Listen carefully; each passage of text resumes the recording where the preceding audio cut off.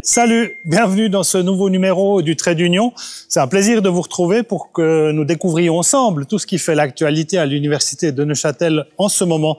Aujourd'hui, on est aux Galeries de l'Histoire, juste à côté des caves de la ville, juste en face du Palais du Pérou. C'est Neuchâtel dans toute sa splendeur. On va visiter l'exposition Le Don de Berthe, qui évoque un autre monument bien connu de la ville de Neuchâtel, à savoir la collégiale. Et nous allons découvrir que sans l'apport de certains professeurs de l'université de Neuchâtel, sans l'apport d'anciens étudiants de l'université de Neuchâtel, cette exposition Le Don de Berthe n'aurait probablement pas vu le jour. Un bel exemple d'interdisciplinarité que je vous invite à découvrir avec moi. Vous me suivez? Et à cette occasion, nous allons parler de tympans, non pas de tympans que nous avons dans les oreilles, mais des tympans qui se trouvent au-dessus d'une porte. Vous allez comprendre, nous allons évoquer une certaine Berthe qui fait partie des origines de la ville. Et pour nous accompagner comme guide, nous nous trouvons avec Laurence Terrier, professeur d'histoire de l'art à l'université de Neuchâtel. Alors Laurence Terrier, si on commence cette histoire du don de Berthe avec ce tympan, qu'est-ce que c'est que ce tympan ? Alors, un tympan, ce n'est effectivement pas ce qu'on a dans l'oreille, mais c'est la structure en demi-cercle qui comble le sommet d'une arcature. Sur le tympan, à l'origine, il y avait trois personnages, la Vierge au centre, accompagnée de deux figures, une figure masculine et une figure féminine. La figure féminine, c'était justement Berthe. Et la figure féminine est justement cette fameuse Berthe à laquelle nous avons donné le nom du portail, le portail de Berthe, en hommage à la donatrice. Puisqu'elle est représentée sur ce tympan, elle est représentée en donatrice. C'est elle qui offre la maquette de la collégiale à la Vierge. Et l'inscription la désigne également comme la donatrice de la collégiale et du portail. D'où le titre, Le Don de Berthe. Or, ce tympan a été détruit en 1672. Pourquoi ? Oui, c'est juste. Le tympan a été détruit en 1672. Et vous êtes arrivé à une certaine forme de conclusion qui nous rappelle l'histoire de la Réforme, qui nous rappelle les conflits d'époque entre catholicisme et protestantisme, en fait. Oui, en effet. On a à nouveau dans la ville un regain de tension entre catholiques et protestants. Les autorités de la ville décident la destruction du tympan qui comportait une effigie mariale qui posait problème pour la communauté protestante. On se trouve maintenant en compagnie de Nadège Barbeza. Nadège Barbeza, vous travaillez aux archives de l'État maintenant, mais auparavant vous avez été étudiante à l'université de Neuchâtel. Et dans ce contexte, vous avez eu la chance de participer à la création, à l'élaboration de cette exposition. Alors comment vous avez vécu ça ?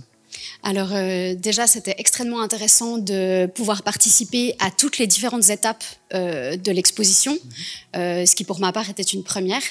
Et le deuxième aspect que j'ai trouvé vraiment fascinant et qui était particulièrement instructif, c'était les réunions du comité scientifique où j'ai eu l'opportunité de pouvoir observer des historiens de l'art et archéologues qui dialoguaient entre eux sur leur domaine de compétences et c'était extrêmement instructif.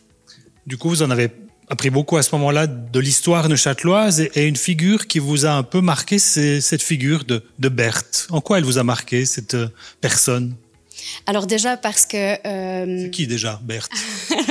alors Berthe, elle est l'épouse de Ulrich, qui est le seigneur de Neuchâtel depuis la moitié jusqu'à la fin du XIIe siècle. On l'a dit, c'est elle qui figure sur le fameux tympan qui a disparu en 1672. Oui, exactement. Ce qui est assez unique parce qu'en général, les donateurs sont des hommes et sont les seuls représentés sur les tympans.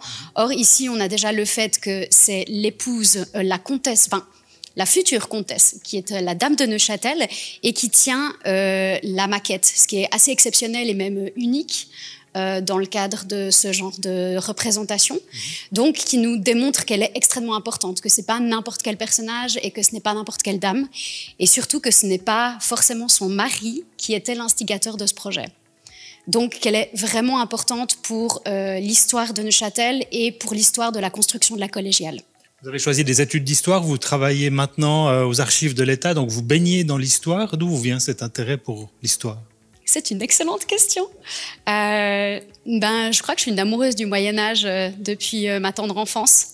Et du coup, c'est ça qui m'a menée à l'université de Neuchâtel, en voulant m'appuyer particulièrement sur l'histoire et l'histoire de l'art, en sachant qu'on a en plus à Neuchâtel on a des sources en fait sur le Moyen-Âge qui sont extrêmement riches et captivantes. Et on poursuit avec un autre ancien étudiant de l'UNINE, Grégoire Roguet. Grégoire, vous êtes archiviste communal. Alors, cette exposition, Le don de Berthe, en quoi elle vous fascine ? C'est une expo qui fascine le médiéviste parce qu'elle parle d'un objet du XIIe siècle, mais qui fascine aussi l'archiviste qui est dans la cité, puisque, en fait, cette expo parle finalement de quelque chose qui existe aujourd'hui, qui est qu'est-ce qu'on fait de l'espace public et qu'est-ce qu'on fait des statues, des éléments sculptés qui sont dans l'espace public. Pensez par exemple à la statue de David de Pury actuellement. Alors c'est exactement l'exemple que les Neuchâteloises connaissent très bien aujourd'hui. À l'époque, c'était pas David de Pury, c'était la Vierge Marie qui posait problème, mais au fond, les réflexes intérieurs dans la population sont sûrement plus ou moins les mêmes. Et pour vous, cette exposition, c'est aussi un bel exemple d'une forme d'interdisciplinarité qu'on aime évoquer aussi quand on évoque l'Université de Neuchâtel. Alors c'est un bel exemple parce qu'au fond, on travaille sur un objet qui n'existe plus et on a besoin de fédérer les forces. Et au fond, entre historiens, archivistes, historiens de l'art, archéologues, théologiens, etc., on a réussi à reconstituer une bonne partie, peut-être pas tout, mais au moins une bonne partie de l'histoire de ce portail. Et ce n'est pas la première fois que les archives de la ville collaborent avec l'université pour faire une exposition. Alors effectivement, on a déjà pu collaborer l'année dernière avec l'Institut d'Histoire.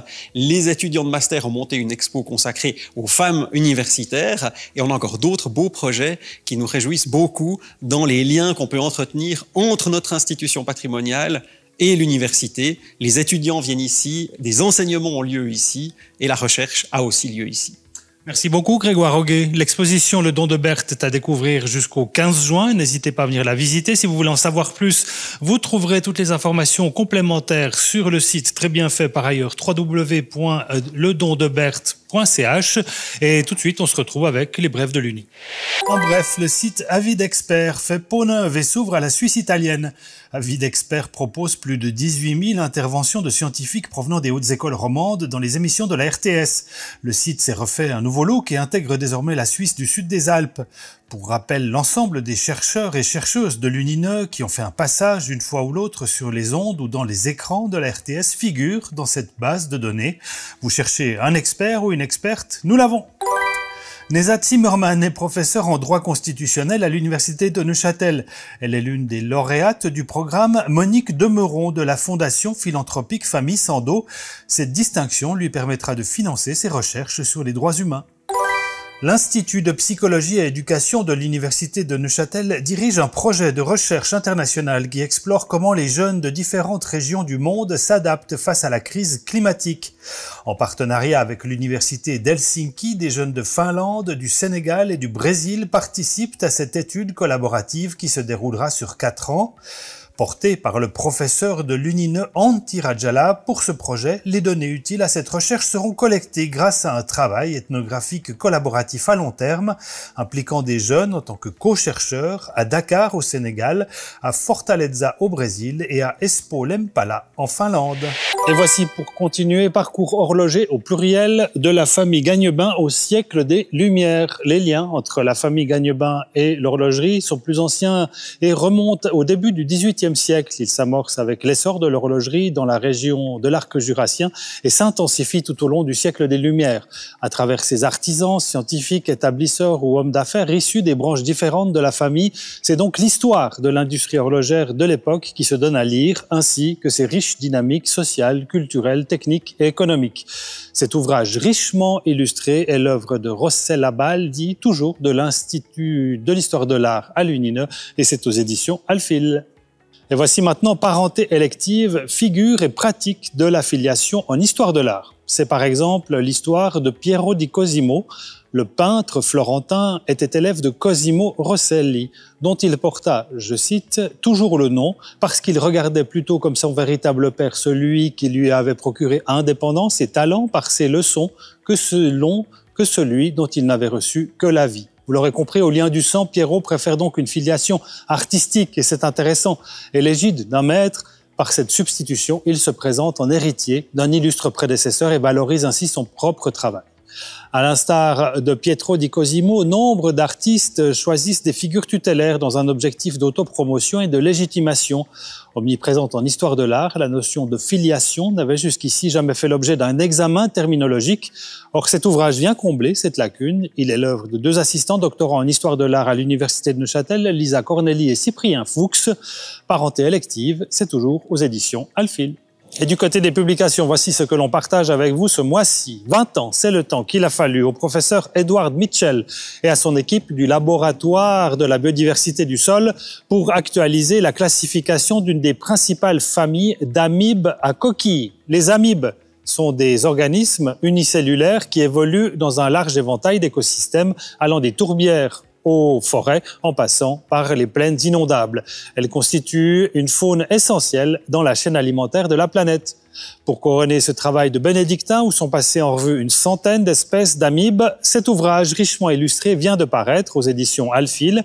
Et il a été présenté à une conférence internationale de protistologie, une science regroupant l'étude d'organismes en majorité microscopiques très divers, des amibes aux parasites en passant par les algues. Et on termine avec La Suisse et les drogues, un ouvrage collectif qui retrace l'histoire de la politique de la drogue en Suisse de 1964 à aujourd'hui. Des premières expériences psychédéliques dans les années 60 au désastre du Platzspitz et à la politique des 4 piliers. Cet ouvrage examine plus d'un demi-siècle de rapports complexes qu'entretient la Suisse avec les drogues illégales et permet de répondre à un certain nombre de questions. Si on vous parle de ce livre, c'est qu'un des auteurs, Jean-Félix Savary, sera présent à l'UNINE le 12 mars prochain à l'occasion d'un café scientifique consacrée à ce sujet. Et l'ancienne conseillère fédérale Ruth Dreyfus sera également parmi nous. Et c'est elle qui avait défendu l'avènement de la politique des 4 piliers dans les années 90.